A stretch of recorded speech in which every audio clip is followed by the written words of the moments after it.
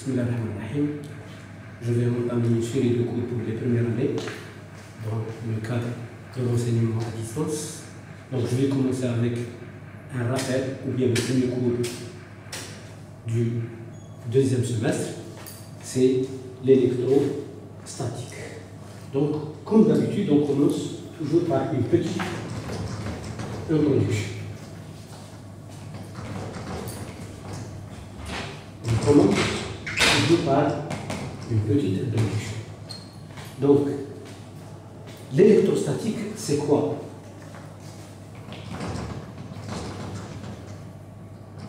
L'électrostatique, c'est quoi? Normalement, c'est la science.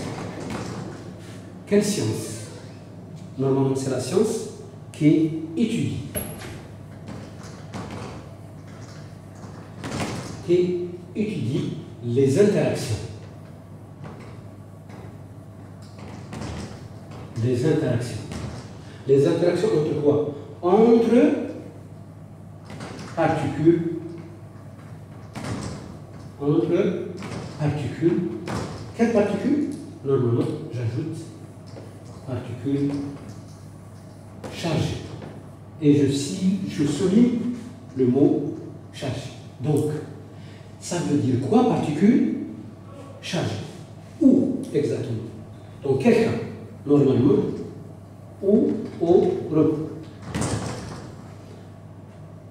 Donc, l'électrostatique, c'est la science qui étudie les interactions entre particules chargées au repos. Ça veut dire quoi? Notion de charge. Donc, on revient à la notion de charge ou bien particules chargées. Généralement, la charge, elle est définie uniquement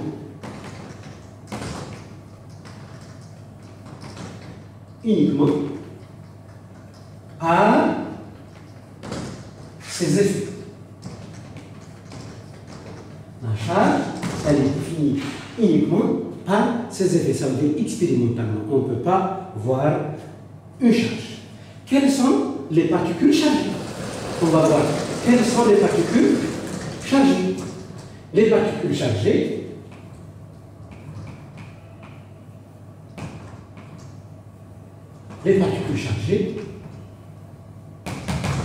un, c'est le proton. 2, c'est l'électron.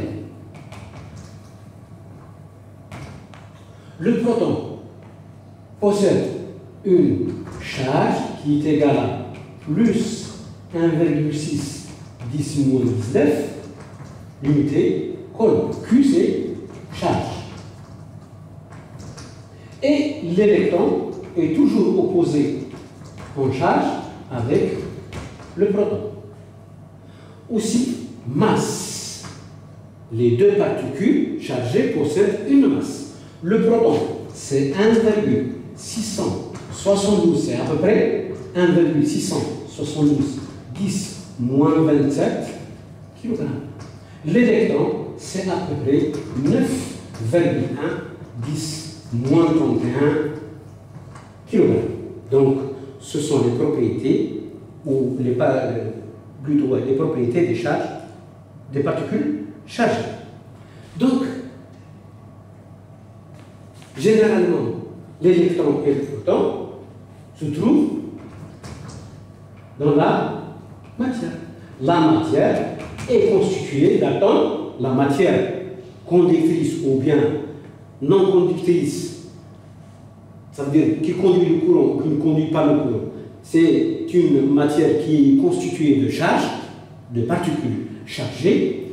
Donc, la matière, j'ai dit bien, la matière, généralement, c'est elle est neutre électriquement. Donc, neutre électriquement. Ça veut dire quoi? Cela veut dire qu'il y a autant de charges négatives qui sont les électrons que de charge positif. Ça veut dire P. Donc, où N, c'est le nombre de charges. Je ne dis pas proton ou électron, ou N, c'est le nombre de charges. Si la matière est électrisée,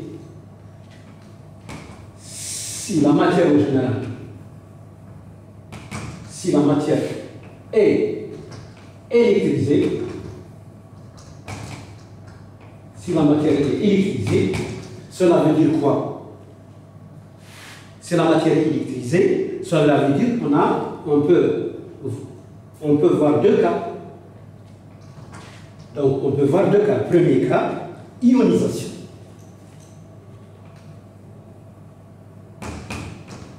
La matière est ionisée. Ça veut dire quoi? Matière ionisée. Ça veut dire le nombre de charges.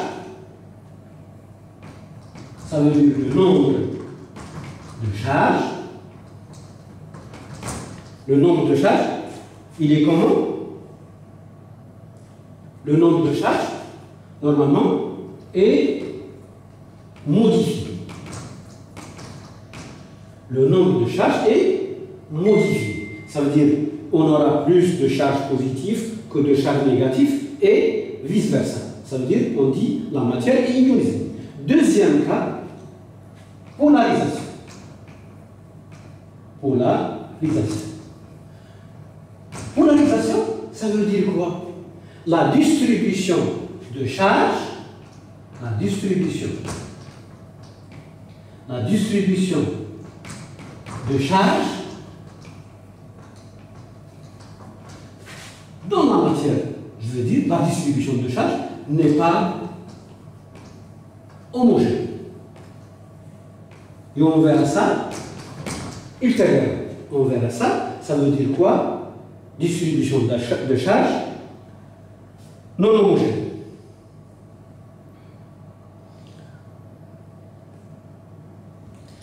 Donc, ce qu'on va étudier dans cette partie, on va étudier uniquement les charges ponctuelles. On va étudier uniquement les charges ponctuelles. Qu'est-ce que c'est une charge ponctuelle? On va commencer par, c'est quoi une charge ponctuelle? C'est quoi une charge ponctuelle? Ça veut dire quoi? Cela veut dire que toute charge, positive ou négative, de dimension négligeable. Négligeable. Devant quoi? Devant la distance. Devant la distance d'interaction. Devant la distance d'interaction. Donc, on va étudier en premier lieu uniquement les charges ponctuelles. Et c'est ça la définition d'une charge ponctuelle. Donc, on va voir le deuxième point. Du moment qu'on va étudier uniquement les charges ponctuelles, on va voir la loi de Coulomb. La loi de Coulomb, ou bien loi fondamentale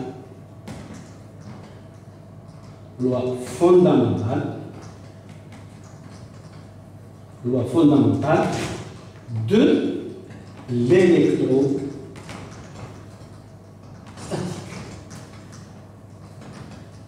Loi fondamentale de l'électrostatique, dont toujours le cas, je commence par le cas d'une charge ponctuelle, j'insiste là, d'une charge ponctuelle, ou bien qui peut être dite discrète. Une distribution discrète. On va le voir ultérieurement. Donc, cette loi a été déduite expérimentalement par Coulomb. Coulomb a déduit la loi fondamentale,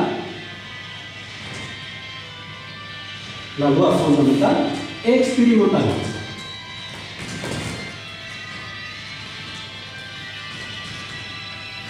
Expérimentalement. Donc, comment il a fait pour déduire cette loi fondamentale? C'est simple.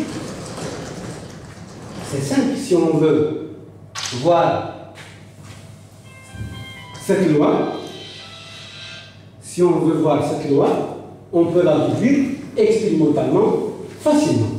Donc, comment il a fait Coulomb pour déduire cette loi? Il a pris deux charges. Il a pris deux charges ponctuelles, soit deux charges ponctuelles.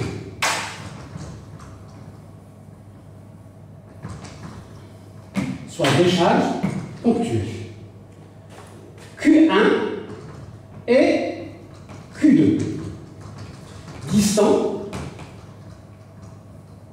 de R, soit deux charges ponctuelles Q1 et Q2, distants de R. Je vais dessiner Q1 et Q2, distants de R.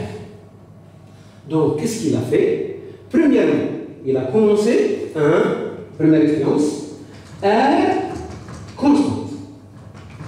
Il a pris que R, la distance entre les deux charges, première expérience, il a pris R constante.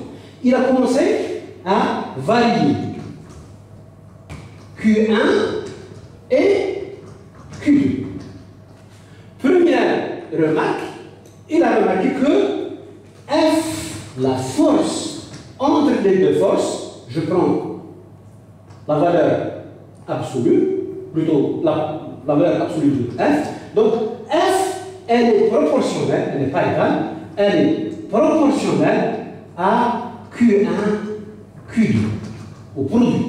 Chaque fois qu'on change Q1 ou Q2, la force augmente.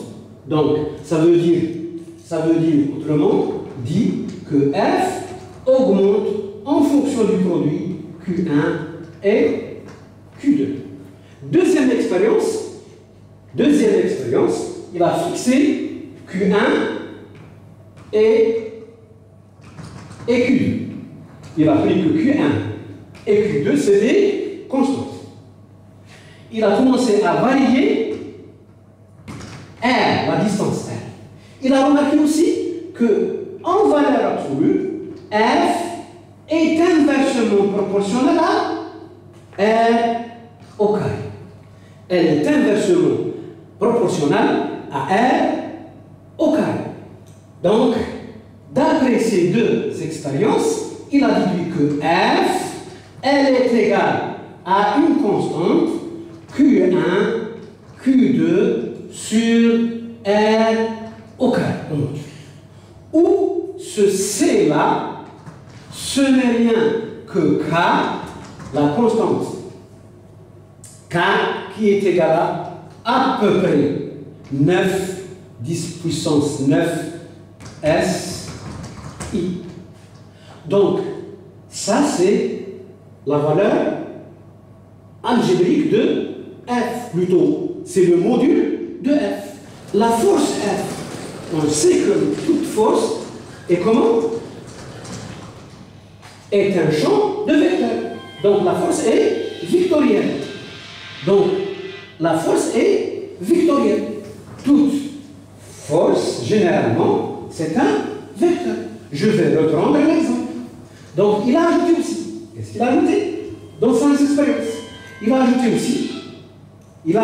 aussi l'expérience en changeant le signe Q1 et Q2. Il a remarqué que En troisième cas, si Q1 et Q2 positifs, cela veut dire que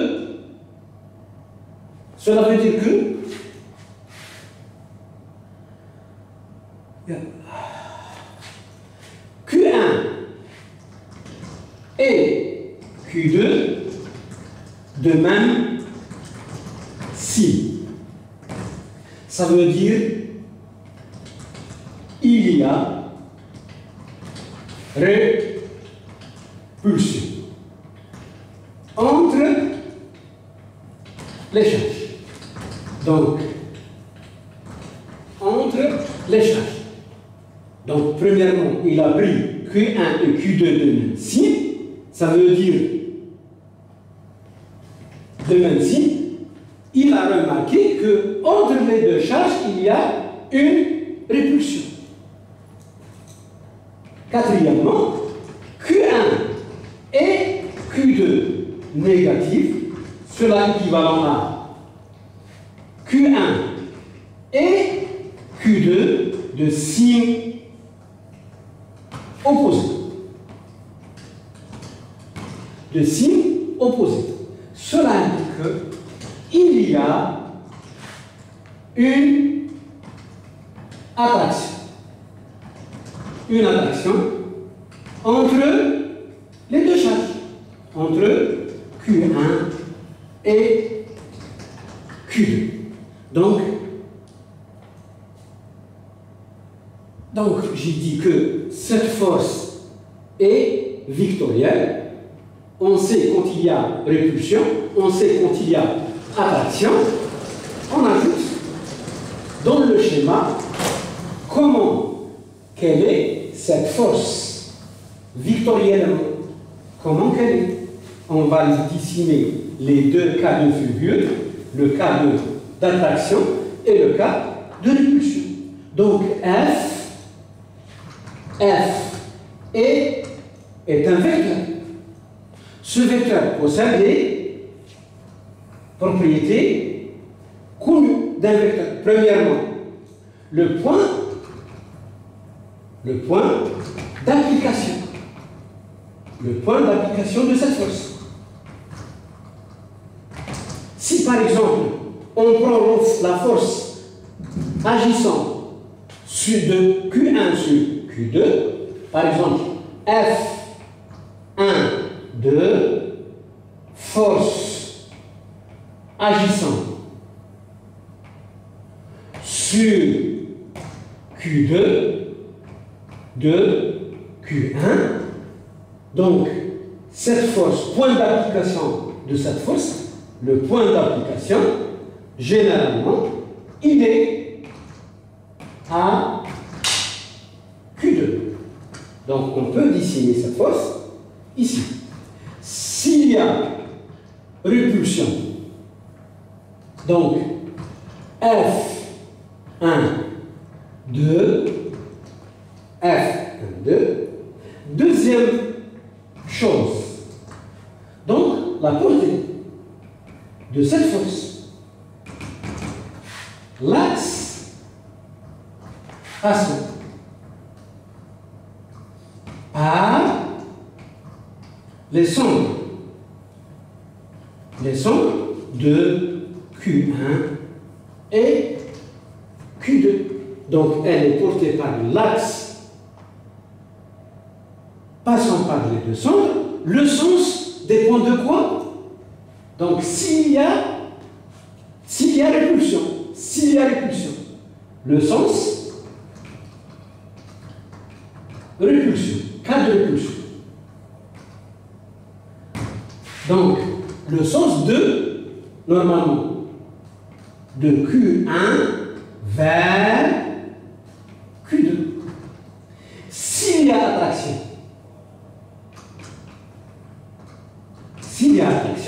ça veut dire le sens de Q2 vers Q1. Sans oublier que le point d'application est sur Q2. Je vais dessiner le cas d'attraction. Donc, F1, 2, F1, 1, 2, dans le cas d'une attraction. Dans le cas d'une attraction. Dans le cas d'une attraction. Donc le sens de F dans le cas d'une attraction. Donc, je reprends. Dans le cas d'une répulsion de Q1 vers Q2. Dans le cas d'une attraction de Q2 vers Q1. Donc, j'ai dessiné les deux cas de figure sur le même schéma. Donc, j'ajoute le module de cette force. Le module de cette force. F1, 2, ce n'est rien que F2, 1, ce n'est rien que Q1, Q2 sur R au carré. Donc, je généralise, je prends un vecteur unitaire sortant de Q1, on l'appelle U12, donc je vais écrire F12 en vecteur, ce n'est rien que Q1, Q2 sur R au carré, U12. En sens, je reviens en sens, s'il y a répulsion ou attraction F12 et F21, la force, je conclus, F21, c'est quoi? C'est la force appliquée par qui? Par Q2 sur Q1. Elle est égale à quoi? Elle est égale à F21, elle est égale à moins F12. Donc, ça représente en mécanique le principe, la même chose que le principe de quoi? Principe de l'action et la réaction. C'est le même principe que l'action et la réaction. Ça, c'est la force électrostatique en général. J'ai dit aussi que la force est un vecteur, ça veut dire c'est un champ de vecteurs. Donc, c'est un champ de vecteurs. La force électrostatique, c'est un champ de vecteurs. Elle peut avoir ses coordonnées en X, Y et Z. Un champ de vecteurs, F, généralement, ce n'est rien que F, X, Y, Z. Et un champ de vecteurs. Donc, ça, c'est la force électrostatique.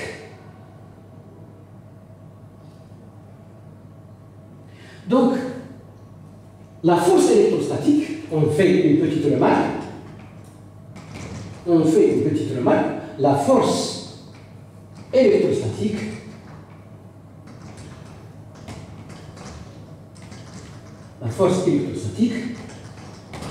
est applicable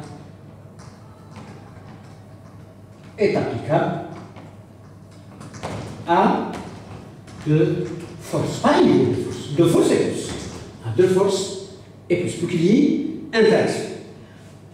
Placé généralement dans le vide. Donc, cette remarque est importante. Donc, je vais faire une petite comparaison entre la force électrostatique et la force gravitationnelle, du moment que les charges possèdent, le proton et l'électron possèdent des charges opposées. Et en plus, ils possèdent des masses. Je vais voir quelle est la force la plus importante. Comparaison. Bien sûr, comparaison au niveau microscopique. Donc, au niveau des distances de charge. Comparaison entre la force électrostatique, donc je prends l'atome d'hydrogène comme exemple,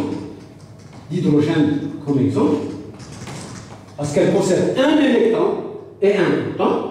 Je compare entre la force électrostatique et, en module, et la force gravitationnelle.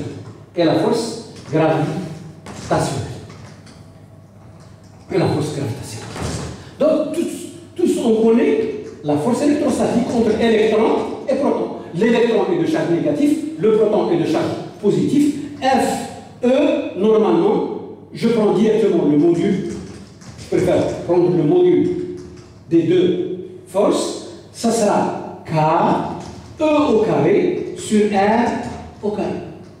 Donc on connaît la valeur de la charge, on prend le carré, ça sera positif. Donc on prend le R, c'est le rayon de bord, le R, c'est le rayon de bord, et la force gravitationnelle, tous on connaît la force gravitationnelle, c'est G, M électron, M proton, sur toujours R au carré. Lorsqu'on fait le rapport FE sur FG au module, on retrouve, c'est à peu près une valeur de 10 puissance 40. 10 puissance 40, ça veut dire quoi? Ça veut dire que la force électrostatique, entre particules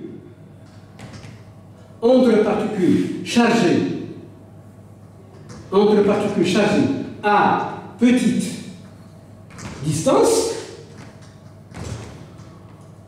l'emporte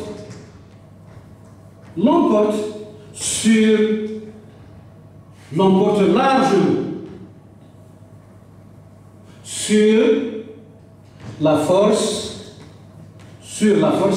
gravitationnelle.